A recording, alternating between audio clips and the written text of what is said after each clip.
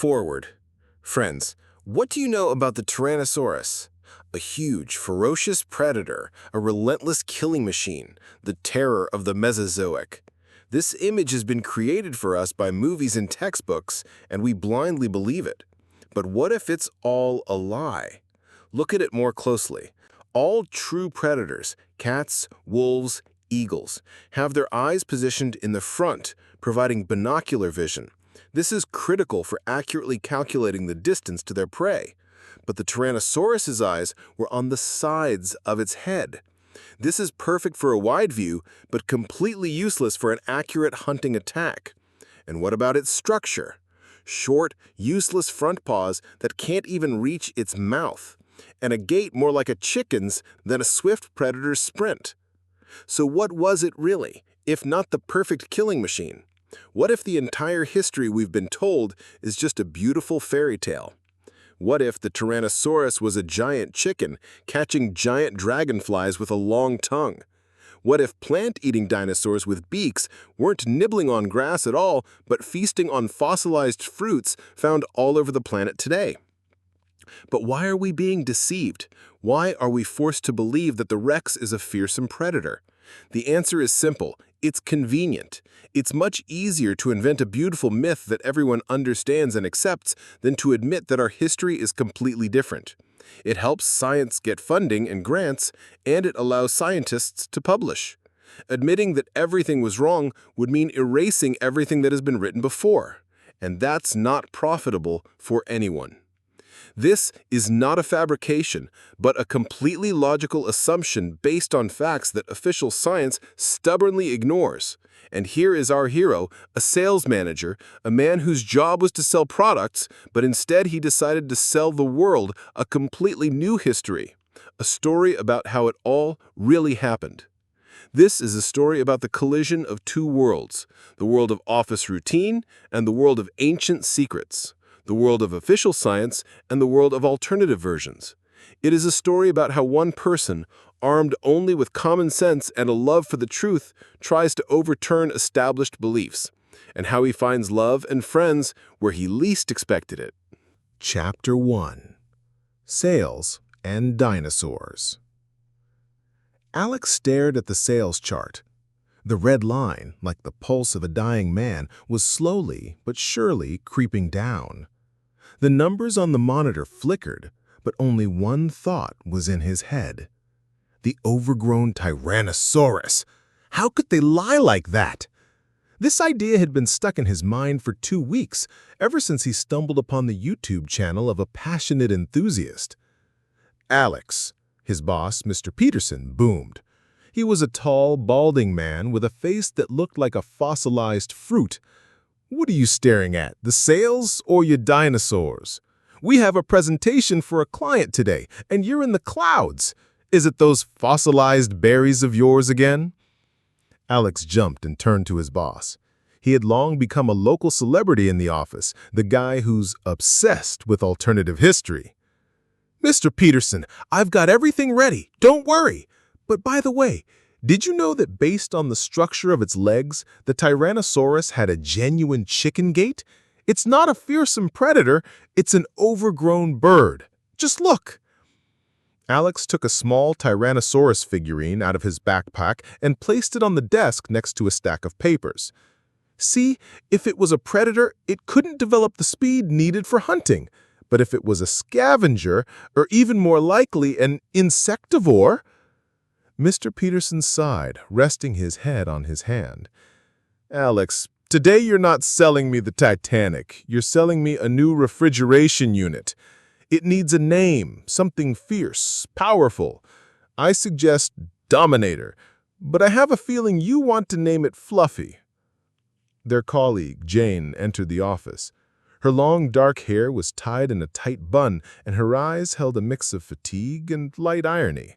She was their lead marketer, and by a strange coincidence, a certified archaeologist who conducted excavations in her spare time.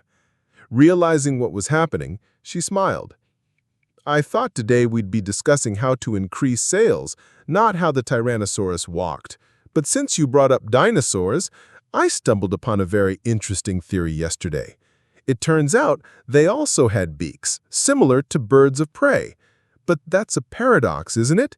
What did they peck them with? Grass? No way. Alex's eyes lit up. He had no idea Jane was also interested in this topic. Exactly! That's what I think too! And they didn't peck grass, they pecked fruit. Huge, hard fruits, like those stone spheres found all over the planet. They're not cannonballs, they're fossilized berries. They're lying to us, Jane, lying about the climate, about the dinosaurs. Jane thoughtfully shook her head, and Mr. Peterson just threw up his hands. Oh, great. Now there are two of you. Look, I don't care what your dinosaur ate or what berries look like. I need sales. The client is coming in 2 hours, and we still don't have a slogan. I forbid you from arguing about dinosaurs until the end of the workday. Alex and Jane exchanged glances. A spark of excitement lit up in their eyes. Okay, then we'll talk about it after work. I'll treat you to some coffee. There are still many curious nuances, about pinecones, for example, and how they still haven't been found. Jane smiled. Well, I'm open to hearing more. For now, let's get back to our refrigerators, or Mr. Peterson will get angry again. Alex nodded, but his thoughts were already wandering somewhere in the Mesozoic, in a world where huge, overgrown chickens roamed the planet, plucking giant berries from trees. He wanted to get to the bottom of the truth, and at the same time, prove to his boss that even the most incredible idea could help sell a refrigerator. Maybe he'd call it Rex, the hunter of freshness. An interesting point, isn't it? What was the paradox with the beaks? And what if the Tyrannosaurus wasn't a fearsome hunter at all, but just an insectivore? We'll talk about this and more in the next chapter. Stay tuned. Chapter 2: Coffee, Excavations, and Lies. After the workday, which, thankfully, ended with a successful presentation, Alex, like a fledgling breaking free, rushed out of the office. Mr. Peterson, who ultimately named the refrigerator Dominator, looked content but still eyed Alex with suspicion. So, coffee? Jane asked cheerfully, catching up with him in the hallway. My favorite place is Mesozoic Cafe. They say the coffee there is simply fossilized. They laughed. The cafe, unfortunately, turned out to be quite ordinary, but Alex and Jane weren't too disappointed. The main thing was the conversation. They settled at a small table in the corner where no one could disturb them. So, about the beaks, Alex began, sipping his espresso. They tell us that plant-eating dinosaurs like stegosaurs ate grass. But just imagine, they had beaks similar to those of birds of prey. How could you possibly nip grass with that? It's absurd. Absurd, Jane agreed. But that's what's written in all the textbooks. We're people. We're used to believing what we're taught. Well, I believe in my common sense, Alex exclaimed passionately. And here's what I think. Those beaks were needed to crack something hard. Huge, tough fruits. Otherwise, why would nature create such beaks? It's a genius. It doesn't create anything useless. It couldn't have made a mistake. So, it's the people who are mistaken. Jane, stirring sugar into her cup, nodded thoughtfully. As an archaeologist, I've also often encountered absurdities. Take those very excavations behind our office, for example. They supposedly found the remains of ancient mammals there, but I didn't see anything like that. I saw some strange fossils that looked like, well, I don't know, like those same berries, but I was told they were just rocks and I was supposed to ignore them. Alex almost jumped out of his chair. See, this is a deliberate concealment of information, as if someone doesn't want us to know the truth. Someone who's afraid that their lie about dinosaurs and the whole history of the world will be exposed. I know what they're hiding. What are they hiding? Jane asked playfully.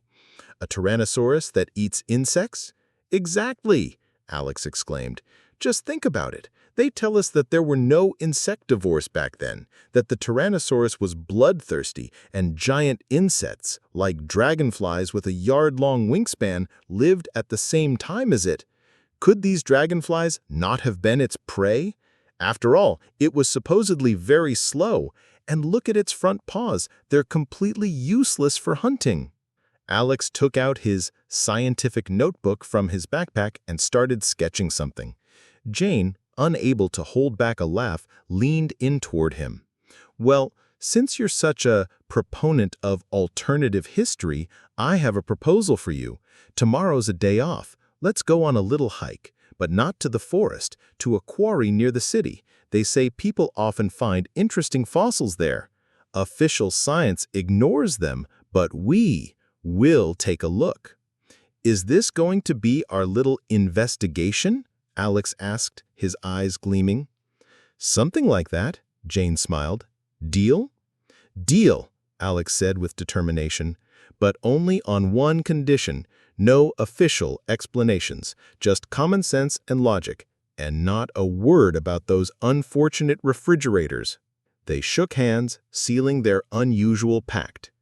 A young couple sat at a neighboring table, listening to their conversation with interest. The girls smiled, and the guy seemed to be taking a picture of something. Maybe he was a blogger, too. It's interesting what they'll find at the quarry, and if there really is something there that could change the world.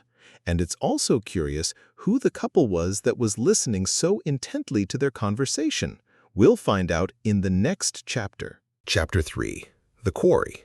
Fragments of Truth. The morning was warm and sunny. Alex and Jane stood on the edge of an abandoned quarry, and before them lay a view of the layered earth, like a giant cake.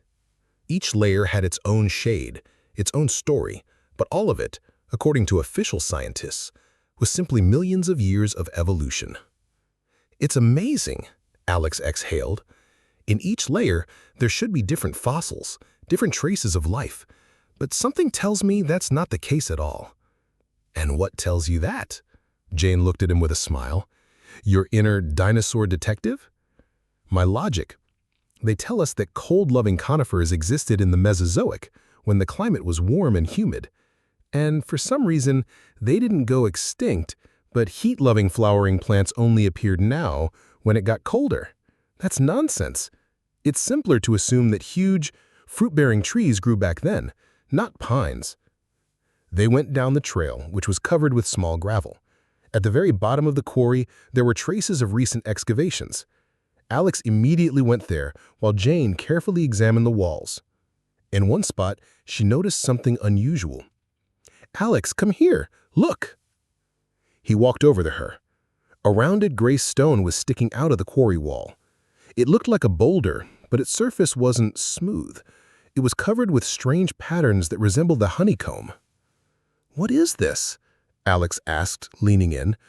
Looks like a fossilized coconut. More like a fossilized fruit, Jane corrected. I've seen these in collections. Of course, they're classified as undefined formations, but it's so obvious. Look at the patterns. They're traces of the peel.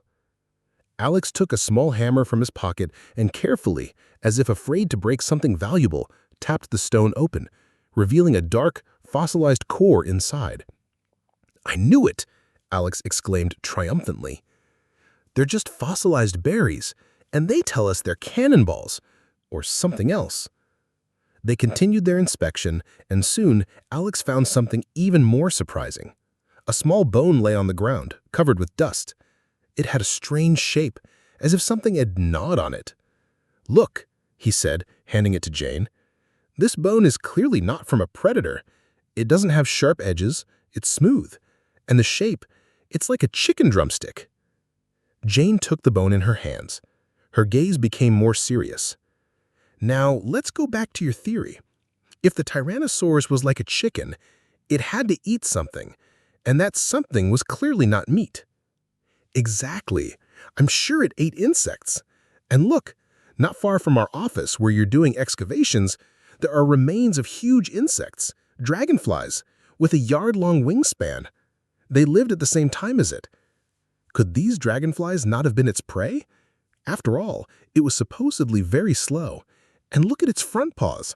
They're completely useless for hunting. Alex took out his scientific notebook from his backpack and started sketching something. Jane, unable to hold back a laugh, leaned toward him. Well, Since you're such a proponent of alternative history, I have a proposal for you. Tomorrow's a day off. Let's go on a little hike. But not to the forest, to a quarry near the city. They say people often find interesting fossils there. Official science ignores them, but we'll take a look. Is this going to be our little investigation? Alex asked, his eyes gleaming. Something like that, Jane smiled. Deal? Deal, Alex said with determination, but only on one condition. No official explanations, just common sense and logic. And not a word about those unfortunate refrigerators. They shook hands, sealing their unusual pact. A young couple sat at a neighboring table, listening to their conversation with interest. The girl smiled, and the guy seemed to be taking a picture of something. Maybe he was a blogger too. It's interesting what they'll find at the quarry, and if there really is something there that could change the world. And it's also curious who the couple was that was listening so intently to their conversation. We'll find out in the next chapter. Chapter 4. An Unexpected Meeting. The guests came closer. The guy, tall with glasses, looked a little embarrassed. The girl, on the other hand, was confident and smiled. "Hey," she said, "you must be Alex and Jane? We overheard your conversation at the cafe yesterday. Very curious. My name is Veronica, and this is my friend Tony. We're also into alternative history." Alex and Jane breathed a sigh of relief. It seemed they weren't being followed, but simply meeting like-minded people. "Yeah, that's us," Alex said. "And we're so glad we're not alone. What are you doing here?" "The same as you, I guess," Tony replied. "We're looking for the truth. We're studying the geological layers. Official science says it's all the result of millions of years of evolution, but we don't believe it. Look at this." He took a small book out of his backpack. "These are the notes of a scientist who lived in the late 19th century. He wrote that the Earth's climate never really changed, that everything was warm and humid, and the cold winters are just the result of a global catastrophe." "A catastrophe?"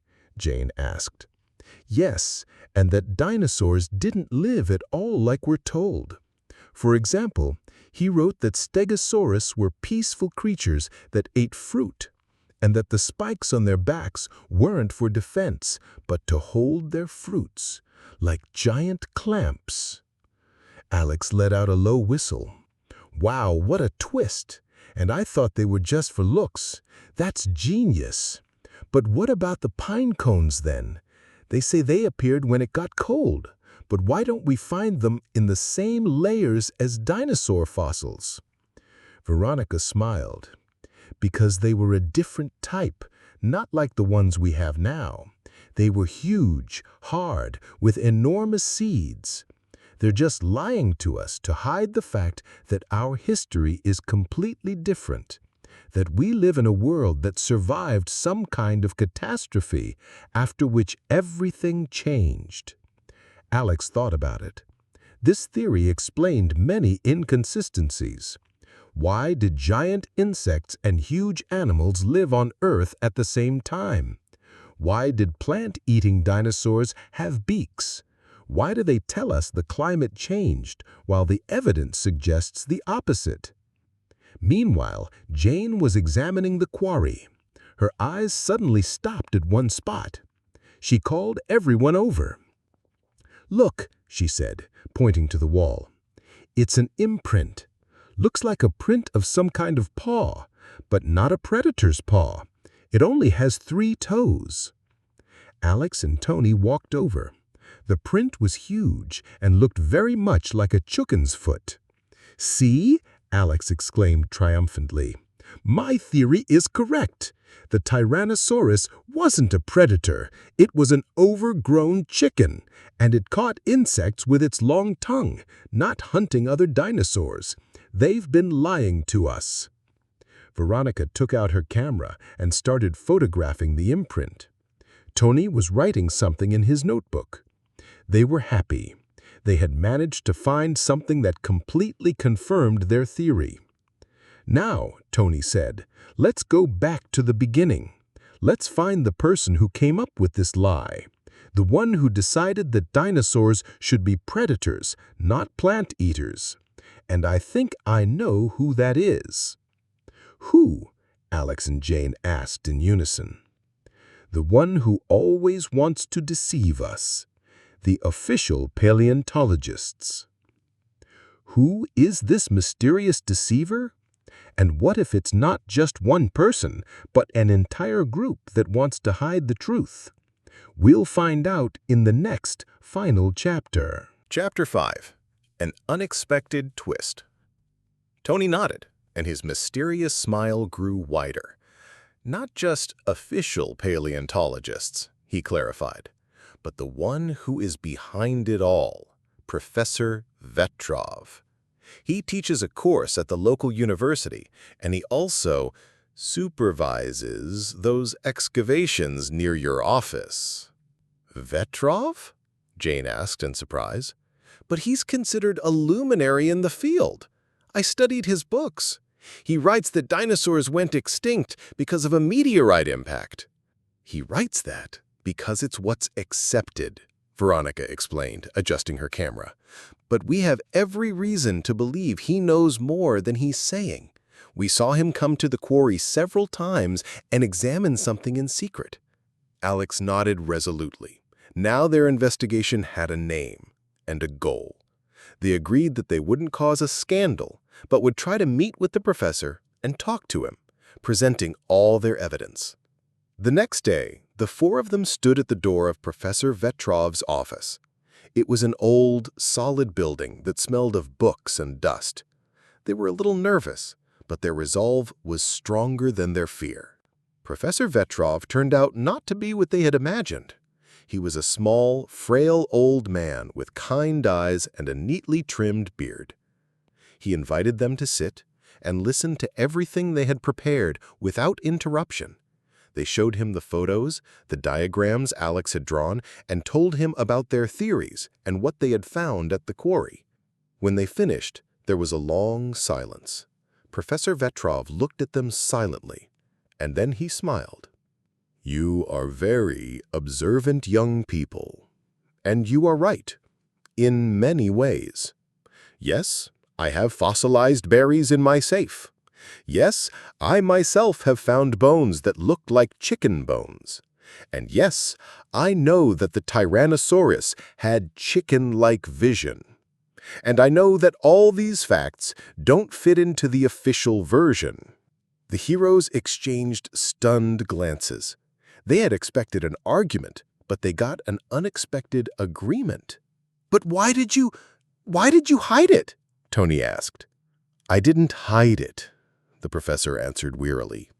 "I protected it. I protected science. Do you think it's so easy to just erase 100 years of research? Do you think it's so easy to tell everyone that dinosaurs aren't huge predators, but just overgrown chickens? And our history is a history of a catastrophe after which we now live? It would destroy everything that has been built. It would lead to chaos. I made my choice. I chose order over truth." He walked over to an old dusty cabinet and took out something wrapped in a cloth. "Here," he said.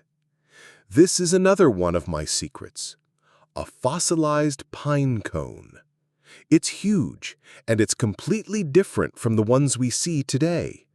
It proves that conifers existed in the Mesozoic, but they were different. They're lying to us. Yes, but not because they want to deceive us, but because they are afraid."